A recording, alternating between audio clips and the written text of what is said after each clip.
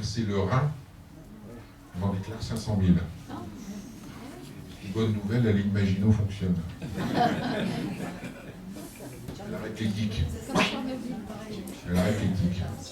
Évidemment, quand vous faites des analyses de sang en Allemagne et quand vous faites des analyses de sang en France, entre autres ce qu'on appelle le Western Blot, automatiquement, les valeurs ne sont pas les mêmes. Donc en France, on a mis des valeurs là, donc évidemment tout le monde est en dessous. En Allemagne, les valeurs sont là, donc tout le monde est au-dessus. Et ce qui est bien, bien évidemment. Mais pour déclarer une pandémie, il faut, je crois que c'est 100 000 cas. Donc imaginez si on fait 500 000 cas, comme là, il n'y a pas de vaccin. Donc la limite supérieure jusqu'au taux admissible, vous voyez, on est entre 10 et 15 microgrammes par litre de sérum. Je ne vois pas pourquoi on met 10 ou 15 et pas 0. L'aluminium, il n'en faut pas. À partir de 60 microgrammes par litre, ça va entraîner des troubles cognitifs et psychomoteurs.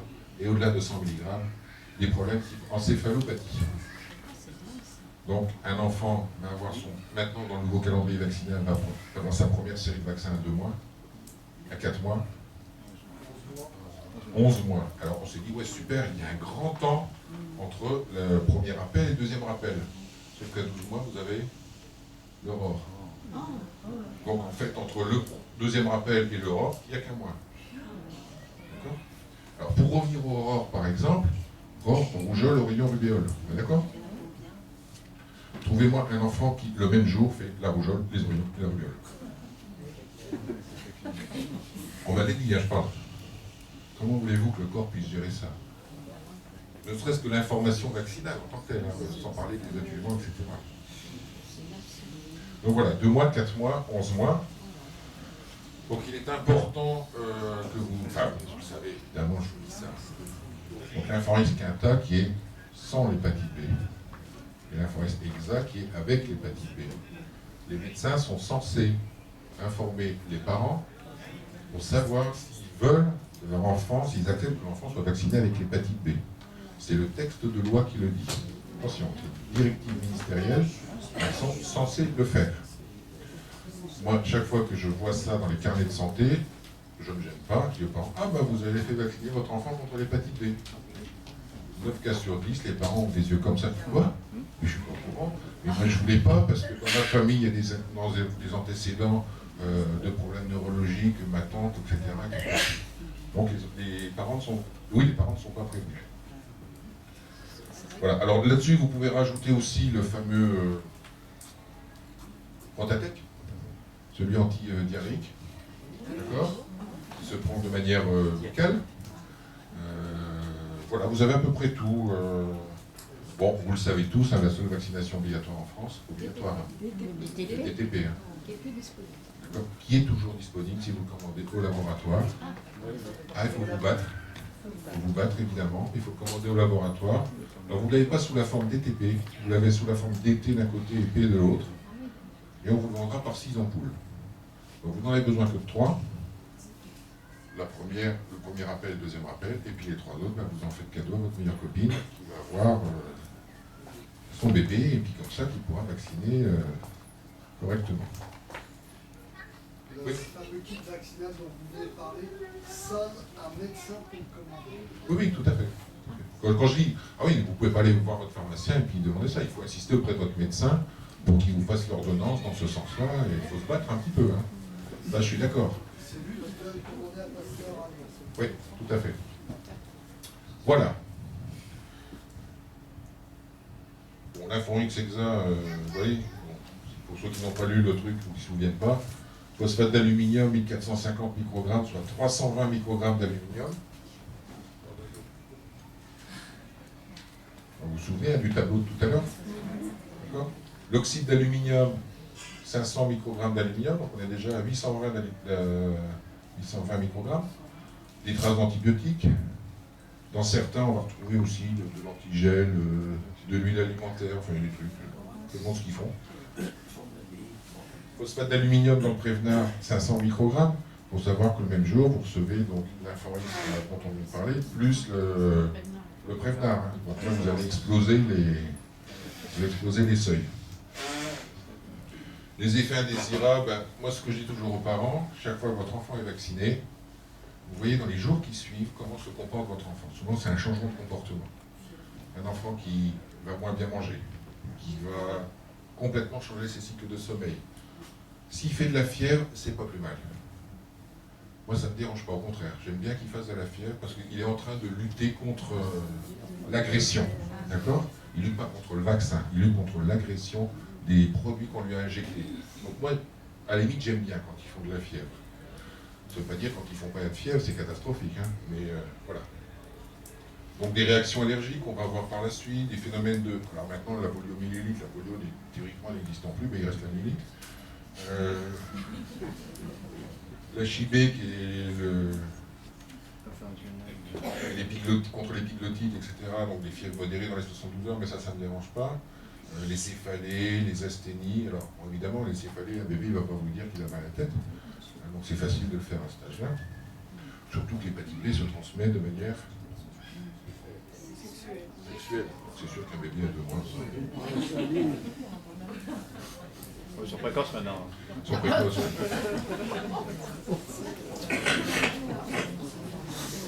Des problèmes d'érythème, d'induration. Alors maintenant, il y a un vaccin qui n'existe plus, qui s'appelle le BCG. Sauf en Île-de-France.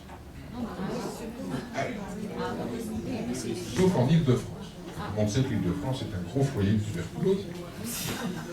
Ben oui. C'est là où la plupart des migrants arrivent, où ils vont vivre dans des conditions. Moi, je fais des stages. Mon lieu de stage est à Vitry-sur-Seine. Et à côté de Vitry-sur-Seine, on est sur une zone industrielle.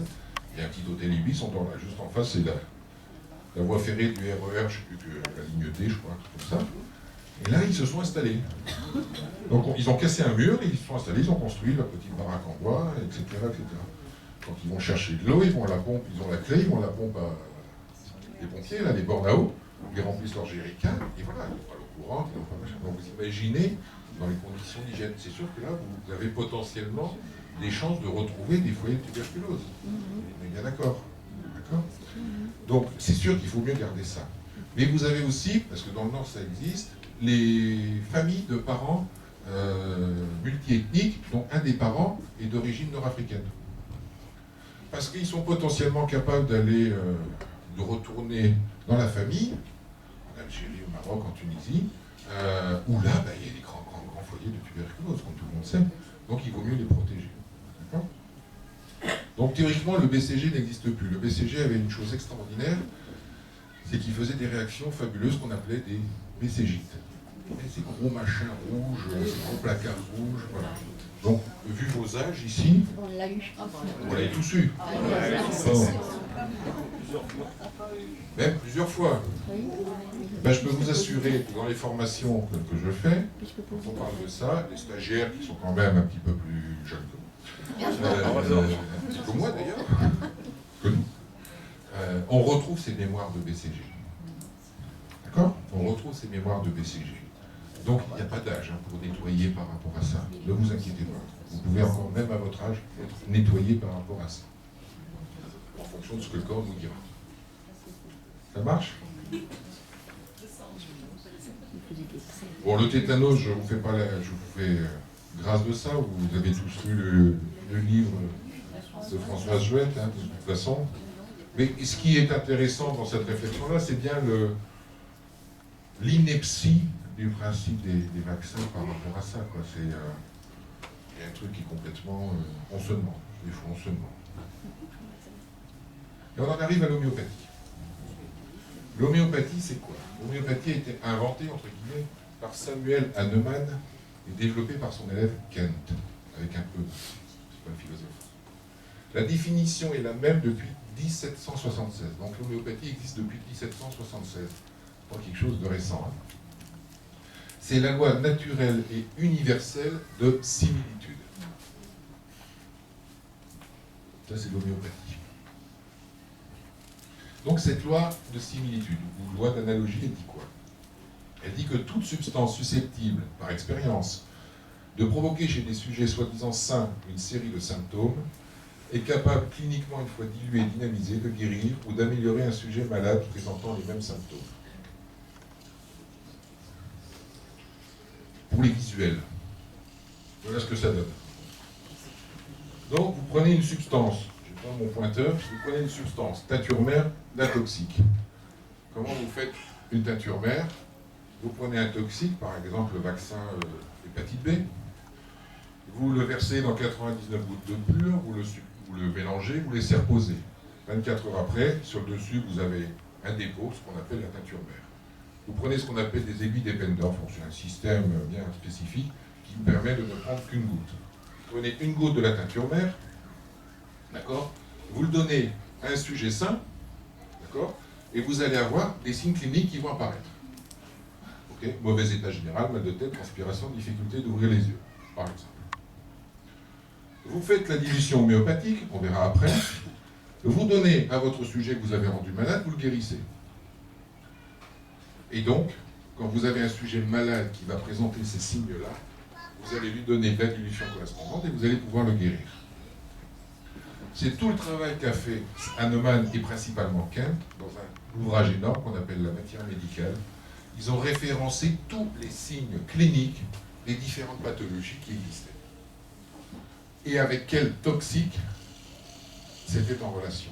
Et à partir de ce moment-là, ils ont monté les dilutions qu'ils ont données et qui vont permettre au corps de pouvoir recevoir cette information et de pouvoir se guérir. Alors jusqu'ici, évidemment, l'homéopathie, ceux qui y croient, ils y croient, ceux qui n'y croient pas, ils n'y croient pas.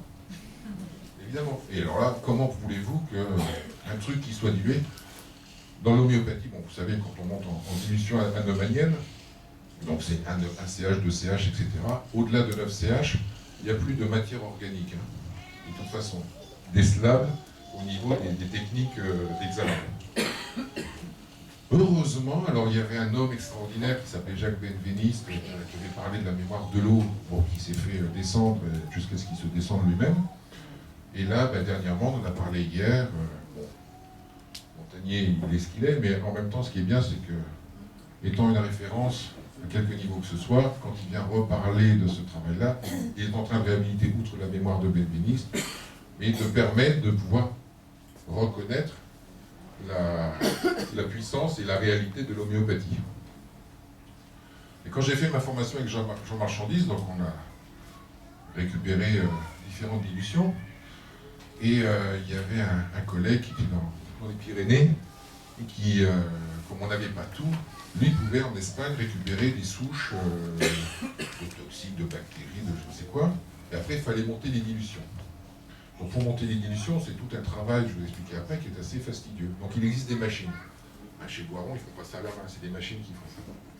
Et il y a un de ces patients qui dit moi je connais quelqu'un qui va pouvoir, ils sont en train de changer leur matériel pour monter les dilutions, peut-être qu'ils accepteraient de vous céder leur matériel actuel. Bon, il téléphone, oui, pas de problème, on peut vous le céder, tel prix, mais il faut que vous veniez le chercher, on ne peut pas vous livrer. Très bien, où est-ce que vous êtes? On est dans le sud de la région parisienne, un truc qui s'appelle le CERN, le Centre d'études et de recherche, pas le CERN, Centre d'études et de recherche, comment ça se termine? Ah bon, mais pourquoi vous faites de l'homéopathie? Non seulement on fait que ça, mais en plus on sait que ça marche. Je dis mais attendez, elle dit oui, nous on a toutes les études scientifiques, c'est-à-dire dans le sens cartésien du terme, qui le prouvent. Et elle lui dit mais c'est pas le CERN, c'est le CNES. C'est le CNES. Le CERN, c'est l'accélérateur de particules de Genève. C'est Genève. Ça n'a rien à voir. C'est parce que je viens de lire un bouquin là-dessus. Donc le CNES. Mais pourquoi vous montez des dilutions homéopathiques? C'est tout simple. Quels sont les seuls êtres humains qui, lorsqu'ils font leur travail, qui s'ils tombent malades, ils ne sont pas prêts de voir l'ambulance qui va venir les chercher tout de suite? Les cosmonautes. Vous avez bien suivi la conférence la première fois, monsieur Letellier, c'est bien. Je suis ça depuis un moment alors. Voilà, c'est les cosmonautes. Cosmonautes, astronautes, spationautes, suivant le pays. Enfin, ils sont tous à tourner dans l'espace. Je vous assure, quand ils sont là-haut, s'ils ont un moindre problème, on ne va pas leur envoyer le SAMU. C'est compliqué. Donc comment? Et puis il n'y a pas de place pour emmener des boîtes d'antibiotiques ou des choses comme ça. Donc ils partent avec quoi? Des dilutions homéopathiques. Ils ne se traitent qu'avec ça. Ah bah ça, alors, ça